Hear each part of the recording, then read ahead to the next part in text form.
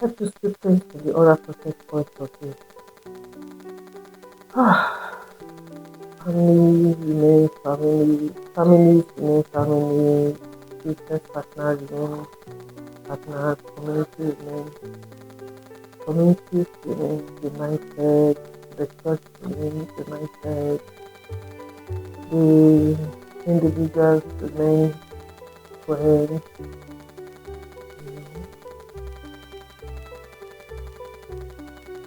The process of mediation is very beautiful. Let's talk about happy autonomy. This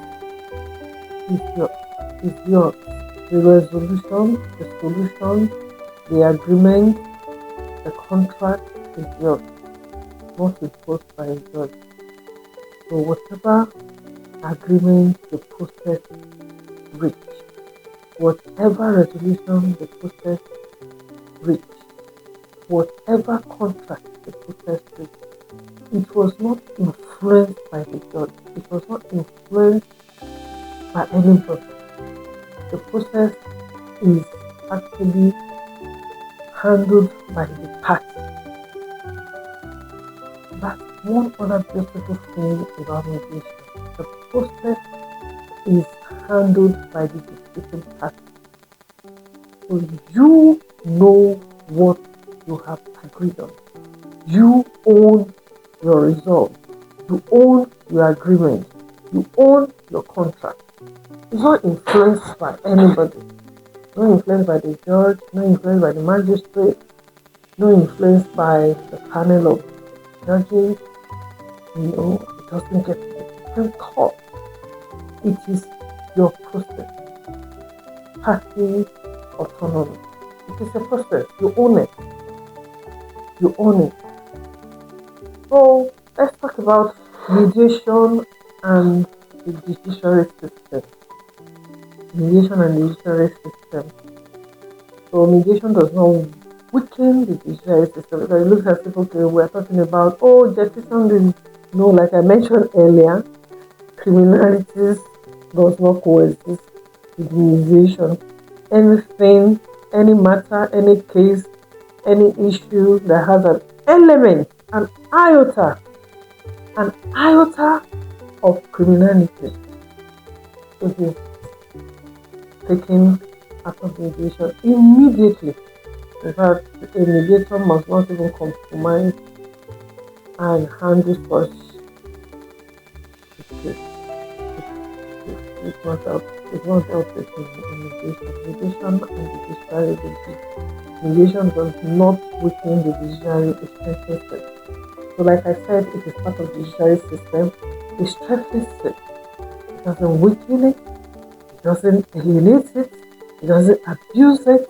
It doesn't relegate it. It doesn't push it. What it does is to simplify it. It just gives it a more compassionate aspect of judiciary. A more compassionate aspect of judiciary, because everything that has to do with the mediation has to do with compassion. It actually just bring out the compassion in the disputing parties for them to be able to talk and resolve their issues. So courts that embrace mediation, the courts that embrace mediation system reduces court backlog, they improve effectiveness, they increase public trust, they focus on judicial time and complex matters. Like I said, so they will have more time to do with more serious, and daredevil cases. Cases of murder, kidnapping, child abuse, domestic violence in its highest level. Judges become guardians of justice, not victims of belief. The courts are overwhelmed. If only we as a people, as a nation, as a culture, we embrace mediation. The reason why have embarked on this journey to ensure that we actually understand what mediation is all about. We actually know the nitty-gritty of mediation, what mediation is all about. We understand it.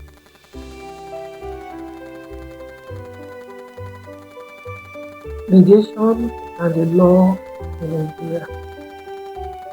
Mediation operates within Nigeria's legal framework and complements rules, practice directions, and judicial reforms.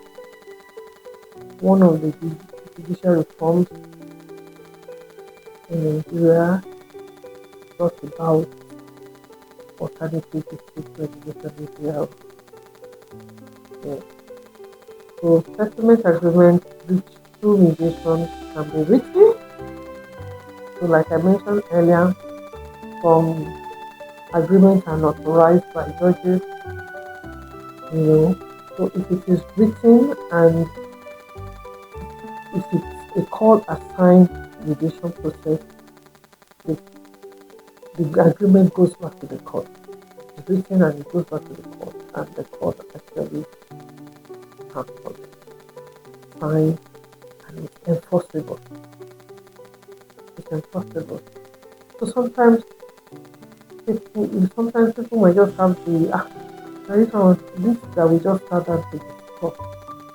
I'm sure it carrying weight, it holds water. Whatever agreement that it is holds water. It is when it is written, when it is signed, it is enforceable. It's enforceable. So it is not a question of there was no judge. Mediation is part of the judicial system of Nigeria. So whatever agreement that is reached is enforceable. Mediation is lawful, legitimate, and judicially supported. Another angle again is mediation as a tool for peace building. We cannot overemphasize that. Mediation is a beautiful tool, for peace building. In Rwanda, for instance, after all the wars and the hatred, the killing, and the bloodshed, the rape, the genocide, I can't even imagine what went wrong in that state. It's to surprise you to know that the mediation process actually brought about peace. Mediation process brought about peace in Rwanda. So, in a diverse country like Nigeria, mediation is more than a dispute resolution. It is a nation building. It is a nation building. I remember one of my facilitators when we were actually talking about communal dispute and mediation, and he talked about how simple it is for mediation to resolve a communal conflict. And everybody, let me just even mention what played out in Rwanda. The victims were made to sit with their abusers, those that raped them, those that killed their family. They were made to sit and they were asked, what happened, what do you want? They said they needed to heal the state. Otherwise, that conflict will never end. Otherwise, talking will never end. The pain will not heal. It got to a point the hardened oppressors became so that they all broke down crying and asking for forgiveness. During my training, I was actually crying. I just found myself crying that, okay, can we resolve the issue? And the facilitator was yes.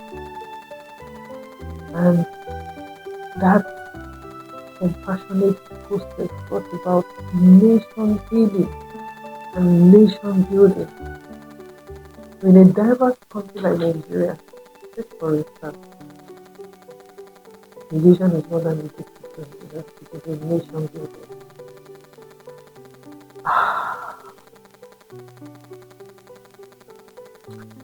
Mediation reduces violence, encourage dialogue, prevents escalation, builds social cohesion. So, when it comes to a nation ravaged with conflict, Rwanda is a typical example, and the nation is going through a healing process now. And they've been able to rebuild their nation.